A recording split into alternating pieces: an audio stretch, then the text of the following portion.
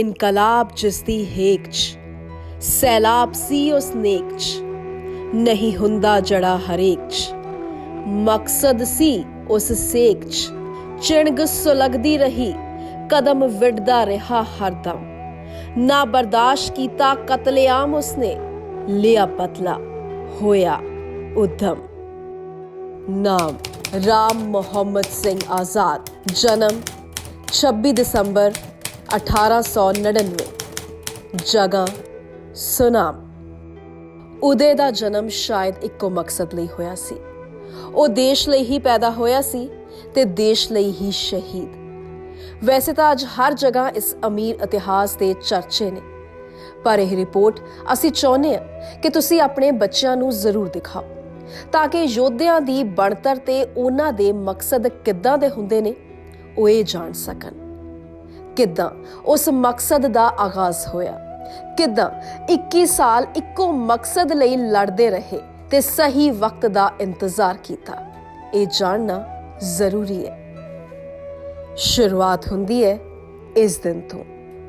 ਸਾਲ 1919 ਵਿਸਾਖੀ ਦਾ ਦਿਨ।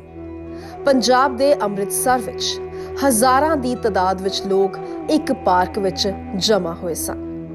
Rowlatt act ਦੇ ਤਹਿਤ ਕਾਂਗਰਸ ਦੇ ਸਤਿਆਪਾਲ ਅਤੇ ਸੈਫੂਦੀਨ ਕਿਚਲੂ ਨੂੰ ਅੰਗਰੇਜ਼ਾਂ ਨੇ ਅਰੈਸਟ ਕਰ ਲਿਆ ਸੀ। ਲੋਕ ਉੱਥੇ ਦੋਵਾਂ ਦੀ ਗ੍ਰਿਫਤਾਰੀ ਦੇ ਖਿਲਾਫ ਸ਼ਾਂਤੀ ਨਾਲ ਪ੍ਰੋਟੈਸਟ ਕਰ ਰਹੇ ਸਨ। ਜਨਰਲ ਡਾਇਰ ਆਪਣੀ ਫੌਜ ਦੇ ਨਾਲ ਉੱਥੇ ਆ ਧਮਕਿਆ ਅਤੇ ਘੇਰ ਲਿਆ ਪੂਰੇ ਬਾਗ ਨੂੰ। ਉਸਨੇ ਨਾ ਤਾਂ ਪ੍ਰਦਰਸ਼ਨਕਾਰੀਆਂ ਨੂੰ ਜਾਣ ਦੇ ਲਈ ਕਿਹਾ ਅਤੇ ਨਾ ਹੀ ਕੋਈ ਵਾਰਨਿੰਗ ਦਿੱਤੀ। ਡਾਇਰ ਨੇ ਬਸ ਇੱਕ ਕੰਮ ਕੀਤਾ, ਆਪਣੀ ਫੌਜ ਨੂੰ ਫਾਇਰਿੰਗ ਕਰਨ ਦਾ ਆਰਡਰ ਦਿੱਤਾ। ਫਿਰ ਸ਼ੁਰੂ ਹੋਇਆ ਨਰਸੰਹਾਰ। ਅੰਗਰੇਜ਼ਾਂ ਨੇ ਉਹਨਾਂ ਮਾਸੂਮ ਲੋਕਾਂ ਤੇ ਧੜਾ-ਧੜ ਗੋਲੀਆਂ ਚਲਾਈਆਂ। ਉਸ ਫਾਇਰਿੰਗ ਵਿੱਚ ਬਹੁਤ ਲੋਕਾਂ ਦੀਆਂ ਜਾਨਾਂ ਗਈਆਂ। ਬਾਗ ਦਾ ਇਕਲੌਤਾ ਐਗਜ਼ਿਟ ਗੇਟ ਅੰਗਰੇਜ਼ਾਂ ਨੇ ਬੰਦ ਕਰ ਰੱਖਿਆ ਸੀ। ਲੋਕ ਬਚਣ ਦੇ ਲਈ ਪਾਰਕ ਦੀ ਦੀਵਾਰ ਤੇ ਚੜ੍ਹਨ ਲੱਗੇ। ਕੁਝ ਨੇ ਜਾਨ ਬਚਾਉਣ ਦੇ ਲਈ ਖੂਹ ਵਿੱਚ ਛਾਲ ਮਾਰ ਦਿੱਤੀ। ਗੋਰਿਆਂ ਦੀ ਇਸ ਹਰਕਤ ਨਾਲ ਸਾਰੇ ਗੁੱਸੇ ਵਿੱਚ ਆ ਗਏ ਸਨ। ਪਰ ਇਸ ਘਟਨਾ ਤੋਂ ਇੱਕ ਇਨਸਾਨ ਸੀ ਜਿਸ ਨੂੰ ਇੰਨਾ ਗੁੱਸਾ ਆਇਆ ਕਿ ਉਸਨੇ ਇੱਕ ਧਈਆ ਲਿਆ ਤੇ ਫਿਰ ਉਸ ਨੂੰ ਪੂਰਾ ਵੀ ਕੀਤਾ। ਉਹੀ ਸਨ ਸਰਦਾਰ ਊਧਮ ਸਿੰਘ। 7 ਸਾਲ ਦੀ ਉਮਰ ਵਿੱਚ ਹੀ ਊਧਮ ਅਨਾਥ ਹੋ ਗਏ। ਪਹਿਲਾਂ ਮਾਂ ਚੱਲ ਵਸੀ ਤੇ ਉਸਦੇ 6 ਸਾਲ ਬਾਅਦ ਪਿਤਾ। ਮਾਂ-ਬਾਪ ਦੇ ਮਰਨ ਦੇ ਬਾਅਦ ਦੋਵਾਂ ਨੂੰ ਅੰਮ੍ਰਿਤਸਰ ਦੇ ਸੈਂਟਰਲ ਖਾਲਸਾ ਅਨਾਥ ਆਸ਼ਰਮ ਵਿੱਚ ਭੇਜ ਦਿੱਤਾ ਗਿਆ। ਉੱਥੇ ਲੋਕਾਂ ਨੇ ਦੋਵਾਂ ਭਰਾਵਾਂ ਨੂੰ ਨਵਾਂ ਨਾਂ ਦਿੱਤਾ। ਸ਼ੇਰ ਸਿੰਘ ਬਣ ਗਏ ਊਧਮ ਸਿੰਘ, ਮੁਖਤਾ ਸਿੰਘ ਬਣ ਗਏ ਸਾਧੂ ਸਿੰਘ। ਸਰਦਾਰ ਊਧਮ ਸਿੰਘ ਨੇ ਭਾਰਤੀ ਸਮਾਜ ਦੀ ਏਕਤਾ ਦੇ ਲਈ ਆਪਣਾ ਨਾਂ ਬਦਲ ਕੇ ਰਾਮ ਮੁਹੰਮਦ ਸਿੰਘ ਆਜ਼ਾਦ ਰੱਖ ਲਿਆ, ਜੋ ਭਾਰਤ ਦੇ 3 ਪ੍ਰਮੁੱਖ ਧਰਮਾਂ ਦਾ ਪ੍ਰਤੀਕ ਹੈ। ਸਾਲ 1917 ਵਿੱਚ ਸਾਧੂ ਦੀ ਵੀ ਮੌਤ ਹੋ ਗਈ। 1918 ਵਿੱਚ ਊਧਮ ਨੇ ਮੈਟ੍ਰਿਕ ਦੇ ਐਗਜ਼ਾਮ ਪਾਸ ਕੀਤੇ। ਸਾਲ 1919 ਵਿੱਚ ਉਹਨਾਂ ਨੇ ਅਨਾਥ ਆਸ਼ਰਮ ਛੱਡ ਦਿੱਤਾ। ਊਧਮ ਸਿੰਘ ਦੇ ਸਾਹਮਣੇ ਹੀ 13 ਅਪ੍ਰੈਲ 1919 ਨੂੰ ਜਲਿਆਂਵਾਲੇ ਬਾਗ ਦਾ ਨਰਸੰਹਾਰ ਹੋਇਆ ਸੀ। ਉਹਨਾਂ ਨੇ ਆਪਣੀਆਂ ਅੱਖਾਂ ਨਾਲ ਡਾਇਰ ਦੀ ਕਰਤੂਤ ਵੇਖੀ ਸੀ। ਉਹ ਗਵਾਹ ਸਨ ਉਹਨਾਂ ਹਜ਼ਾਰਾਂ ਭਾਰਤੀਆਂ ਦੀ ਹੱਤਿਆ ਦੇ ਜੋ ਜਨਰਲ ਡਾਇਰ ਦੇ ਆਦੇਸ਼ ਤੇ ਗੋਲੀਆਂ ਦੇ ਸ਼ਿਕਾਰ ਹੋਏ ਸਨ। ਇੱਥੇ ਹੀ ਊਧਮ ਸਿੰਘ ਨੇ ਜਲਿਆਂਵਾਲੇ ਬਾਗ ਦੀ ਮਿੱਟੀ ਹੱਥ ਵਿੱਚ ਲੈ ਕੇ ਜਨਰਲ ਡਾਇਰ ਅਤੇ ਉਸ ਵਕਤ ਦੇ ਪੰਜਾਬ ਦੇ ਗਵਰਨਰ ਮਾਈਕਲ ਓ ਡਵਾਇਰ ਨੂੰ ਸਬਕ ਸਿਖਾਉਣ ਦੀ ਪ੍ਰਤਿਗਿਆ ਲਈ, ਯਾਨੀ ਅਹਿਦ ਲਿਆ। ਇਸ ਦੇ ਬਾਅਦ ਉਹ ਕ੍ਰਾਂਤੀਕਾਰੀਆਂ ਦੇ ਨਾਲ ਸ਼ਾਮਲ ਹੋ ਗਏ।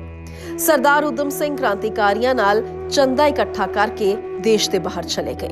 ਉਹਨਾਂ ਨੇ ਦੱਖਣੀ ਅਫਰੀਕਾ, ਜ਼ਿੰਬਾਬਵੇ, ਬ੍ਰਾਜ਼ੀਲ ਅਤੇ ਅਮਰੀਕਾ ਦੀ ਯਾਤਰਾ ਤੇ ਕ੍ਰਾਂਤੀ ਦੇ ਲਈ ਖੂਬ ਸਾਰੇ ਪੈਸੇ ਇਕੱਠੇ ਕੀਤੇ।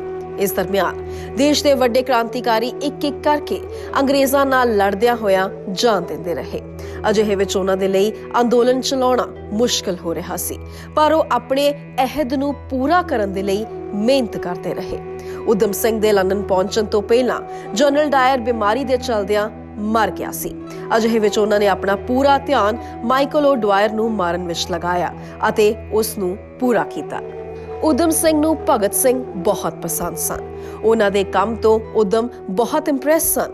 ਭਗਤ ਸਿੰਘ ਨੂੰ ਉਹ ਆਪਣਾ ਗੁਰੂ ਮੰਨਦੇ ਸਨ। ਸਾਲ 1935 ਵਿੱਚ ਜਦੋਂ ਕਸ਼ਮੀਰ ਗਏ ਸਨ, ਉੱਥੇ ਊਧਮ ਨੂੰ ਭਗਤ ਸਿੰਘ ਦੇ ਪੋਰਟਰੇਟ ਦੇ ਨਾਲ ਦੇਖਿਆ ਗਿਆ। ਇਹਨਾਂ ਨੂੰ ਦੇਸ਼ ਭਗਤੀ ਗਾਣੇ ਗਾਣਾ ਬਹੁਤ ਚੰਗਾ ਲੱਗਦਾ ਸੀ। ਰਾਮ ਪ੍ਰਸਾਦ ਬਿਸਮਿਲ ਦੇ ਵੀ ਫੈਨ ਸਨ। ਕੁਝ ਮਹੀਨੇ ਕਸ਼ਮੀਰ ਵਿੱਚ ਰਹਿਣ ਦੇ ਬਾਅਦ ਉਹ ਵਿਦੇਸ਼ ਚਲੇ ਗਏ। ਜਨਰਲ ਡਾਇਰ ਦੀ 1927 ਵਿੱਚ ਬ੍ਰੇਨ ਹੈਮਰੇਜ ਨਾਲ ਮੌਤ ਹੋ ਚੁੱਕੀ ਸੀ। ਅਜਿਹੇ ਵਿੱਚ ਊਧਮ ਸਿੰਘ ਦੇ ਗੁੱਸੇ ਦਾ ਨਿਸ਼ਾਨਾ ਬਣਿਆ ਉਸ ਨਰਸੰਹਾਰ ਦੇ ਵਕਤ ਪੰਜਾਬ ਦਾ ਗਵਰਨਰ ਰਿਹਾ ਮਾਈਕਲ ਫ੍ਰਾਂਸਿਸ ਓ ਡਵਾਇਰ, ਜਿਸ ਨੇ ਉਸ ਸਾਰੇ ਕਾਲੇ ਕਾਰਨਾਮੇ ਨੂੰ ਸਹੀ ਠਹਿਰਾਇਆ ਸੀ। 13 ਮਾਰਚ 1940 ਨੂੰ ਰਾਇਲ ਸੈਂਟਰਲ ਏਸ਼ੀਅਨ ਸੁਸਾਇਟੀ ਦੀ ਲੰਡਨ ਦੇ ਕਾਕਸਟਨ ਹਾਲ ਵਿੱਚ ਬੈਠਕ ਸੀ। ਉੱਥੇ ਮਾਈਕਲ ਓ ਡਵਾਇਰ ਵੀ ਸਪੀਕਰਸ ਵਿੱਚੋਂ ਇੱਕ ਸੀ। ਊਧਮ ਸਿੰਘ ਉਸ ਦਿਨ ਟਾਈਮ ਤੇ ਉੱਥੇ ਪਹੁੰਚ ਗਏ। ਆਪਣੀ ਰਿਵਾਲਵਰ ਉਹਨਾਂ ਨੇ ਇੱਕ ਮੋਟੀ ਕਿਤਾਬ ਵਿੱਚ ਲੁਕਾ ਰੱਖੀ ਸੀ। ਪਤਾ ਕਿੱਦਾਂ? ਉਹਨਾਂ ਨੇ ਕਿਤਾਬ ਦੇ ਸਫ਼ਿਆਂ ਨੂੰ ਰਿਵਾਲਵਰ ਦੇ ਸ਼ੇਪ ਵਿੱਚ ਕੱਟ ਲਿਆ ਸੀ ਅਤੇ ਬਕਸੇ ਵਰਗਾ ਬਣਾਇਆ ਸੀ। ਉਸ ਵਿੱਚ ਉਹਨਾਂ ਨੂੰ ਹਥਿਆਰ ਲੁਕਾਉਣ ਵਿੱਚ ਆਸਾਨੀ ਹੋਈ। ਬੈਠਕ ਦੇ ਬਾਅਦ ਦੀਵਾਰ ਦੇ ਪਿੱਛੋਂ ਮੋਰਚਾ ਸੰਭਾਲਦਿਆਂ ਹੋਇਆਂ ਊਧਮ ਸਿੰਘ ਨੇ ਮਾਈਕਲ ਓ ਡਵਾਇਰ ਨੂੰ ਨਿਸ਼ਾਨਾ ਬਣਾਇਆ। ਊਧਮ ਦੀਆਂ ਚਲਾਈਆਂ ਹੋਈਆਂ 2 ਗੋਲੀਆਂ ਡਵਾਇਰ ਨੂੰ ਲੱਗੀਆਂ, ਜਿਸ ਨਾਲ ਉਸ ਦੀ ਤੁਰੰਤ ਮੌਤ ਹੋ ਗਈ। ਇਸ ਦੇ ਨਾਲ ਹੀ ਊਧਮ ਸਿੰਘ ਨੇ ਆਪਣਾ ਅਹਿਦ ਪੂਰਾ ਕੀਤਾ ਅਤੇ ਦੁਨੀਆ ਨੂੰ ਸੰਦੇਸ਼ ਦਿੱਤਾ ਕਿ ਅਤਿਆਚਾਰੀਆਂ ਨੂੰ ਭਾਰਤੀ ਵੀਰ ਕਦੀ ਛੱਡਦੇ ਨਹੀਂ ਹੁੰਦੇ। ਊਧਮ ਸਿੰਘ ਨੇ ਉੱਥੋਂ ਭੱਜਣ ਦੀ ਕੋਸ਼ਿਸ਼ ਨਹੀਂ ਕੀਤੀ ਅਤੇ ਅਰੈਸਟ ਹੋ ਗਏ। ਉਹਨਾਂ ਤੇ ਮੁਕੱਦਮਾ ਚੱਲਿਆ। ਕੋਰਟ ਵਿੱਚ ਪੇਸ਼ੀ ਹੋਈ। ਜੱਜ ਨੇ ਸਵਾਲ ਦਾਗਿਆ ਕਿ ਉਹ ਡਵਾਇਰ ਦੇ ਇਲਾਵਾ ਉਸ ਦੇ ਦੋਸਤਾਂ ਨੂੰ ਕਿਉਂ ਨਹੀਂ ਮਾਰਿਆ। ਊਧਮ ਸਿੰਘ ਨੇ ਜਵਾਬ ਦਿੱਤਾ ਕਿ ਉੱਥੇ ਕਈ ਔਰਤਾਂ ਸਨ ਅਤੇ ਸਾਡੇ ਸੰਸਕਾਰਾਂ ਵਿੱਚ ਔਰਤਾਂ ਤੇ ਹਮਲਾ ਕਰਨਾ ਪਾਪ ਹੈ। ਇਸ ਦੇ ਬਾਅਦ ਊਧਮ ਨੂੰ ਸ਼ਹੀਦ ਆਜ਼ਮ ਦੀ ਉਪਾਧੀ ਦਿੱਤੀ ਗਈ। 4 ਜੂਨ 1940 ਨੂੰ ਊਧਮ ਸਿੰਘ ਨੂੰ ਹੱਤਿਆ ਦਾ ਦੋਸ਼ੀ ਠਹਿਰਾਇਆ ਗਿਆ। 31 ਜੁਲਾਈ 1940 ਨੂੰ ਉਹਨਾਂ ਨੂੰ ਪੈਂਟਨਵਿਲੇ ਜੇਲ੍ਹ ਵਿੱਚ ਫਾਂਸੀ ਦੇ ਦਿੱਤੀ ਗਈ। ਇਸ ਤਰ੍ਹਾਂ ਊਧਮ ਸਿੰਘ ਭਾਰਤ ਦੀ ਆਜ਼ਾਦੀ ਦੀ ਲੜਾਈ ਦੇ ਇਤਿਹਾਸ ਵਿੱਚ ਅਮਰ ਹੋ ਗਏ। 1974 ਵਿੱਚ ਬ੍ਰਿਟੇਨ ਨੇ ਉਹਨਾਂ ਦੇ ਅਵਸ਼ੇਸ਼ ਭਾਰਤ ਨੂੰ ਸੌਂਪ ਦਿੱਤੇ। ਅੰਗਰੇਜ਼ਾਂ ਨੂੰ ਉਹਨਾਂ ਦੇ ਘਰ ਵਿੱਚ ਵੜ ਕੇ ਮਾਰਨ ਦਾ ਜੋ ਕੰਮ ਸਰਦਾਰ ਊਧਮ ਸਿੰਘ ਨੇ ਕੀਤਾ ਸੀ, ਉਸ ਦੀ ਹਰ ਜਗ੍ਹਾ ਸ਼ਲਾਘਾ ਹੋਈ। ਇੱਥੋਂ ਤੱਕ ਕਿ ਜਵਾਹਰ ਲਾਲ ਨਹਿਰੂ ਨੇ ਵੀ ਇਸ ਦੀ ਤਾਰੀਫ ਕੀਤੀ। ਨਹਿਰੂ ਨੇ ਕਿਹਾ ਕਿ ਮਾਈਕਲ ਓ ਡਵਾਇਰ ਦੀ ਹੱਤਿਆ ਦਾ ਅਫਸੋਸ ਤਾਂ ਹੈ, ਪਰ ਇਹ ਬੇहद ਜ਼ਰੂਰੀ ਵੀ ਸੀ। ਇਸ ਘਟਨਾ ਨੇ ਦੇਸ਼ ਦੇ ਅੰਦਰ ਕ੍ਰਾਂਤੀਕਾਰੀ ਸਰਗਰਮੀਆਂ ਨੂੰ ਇੱਕਦਮ ਤੇਜ਼ ਕਰ ਦਿੱਤਾ। ਸਰਦਾਰ ਊਧਮ ਸਿੰਘ ਦੀ ਕਹਾਣੀ ਅੰਦੋਲਨਕਾਰੀਆਂ ਨੂੰ ਪ੍ਰੇਰਨਾ ਦਿੰਦੀ ਹੈ, ਕਿਉਂਕਿ ਇਹ ਸੱਚੀ ਕਹਾਣੀ ਹੈ। ਇਸ ਦੇ ਬਾਅਦ ਦੀਆਂ तमाम ਘਟਨਾਵਾਂ ਨੂੰ ਸਭ ਜਾਣਦੇ ਨੇ। ਅੰਗਰੇਜ਼ਾਂ ਨੂੰ 7 ਸਾਲ ਦੇ ਅੰਦਰ ਦੇਸ਼ ਛੱਡਣਾ ਪਿਆ ਅਤੇ ਸਾਡਾ ਦੇਸ਼ ਆਜ਼ਾਦ ਹੋ ਗਿਆ। ਊਧਮ ਸਿੰਘ ਜਿਉਂਦਿਆਂ ਜੀ ਭਾਵੇਂ ਆਜ਼ਾਦ ਭਾਰਤ ਵਿੱਚ ਸਾਹ ਨਾ ਲੈ ਸਕਿਆ, ਪਰ ਕਰੋੜਾਂ ਭਾਰਤੀਆਂ ਦੇ ਦਿਲ ਵਿੱਚ ਰਹਿ ਕੇ ਉਹ ਆਜ਼ਾਦੀ ਨੂੰ ਜ਼ਰੂਰ ਮਹਿਸੂਸ ਕਰ ਰਿਹਾ ਹੋਵੇਗਾ। ਬਸ ਹੁਣ ਜ਼ਿੰਮੇਵਾਰੀਆਂ ਸਾਡੇ ਮੋਢਿਆਂ ਤੇ ਨੇ ਕਿ ਅਸੀਂ ਉਸ ਆਜ਼ਾਦੀ ਨੂੰ ਸੋਹਣੀ ਤਰ੍ਹਾਂ ਬਰਕਰਾਰ ਰੱਖੀਏ। ਸਾਂਝਾ ਟੀਵੀ ਦੀ ਪੂਰੀ ਟੀਮ ਵੱਲੋਂ ਊਧਮ ਸਿੰਘ ਨੂੰ ਸ਼ਰਧਾਂਜਲੀ।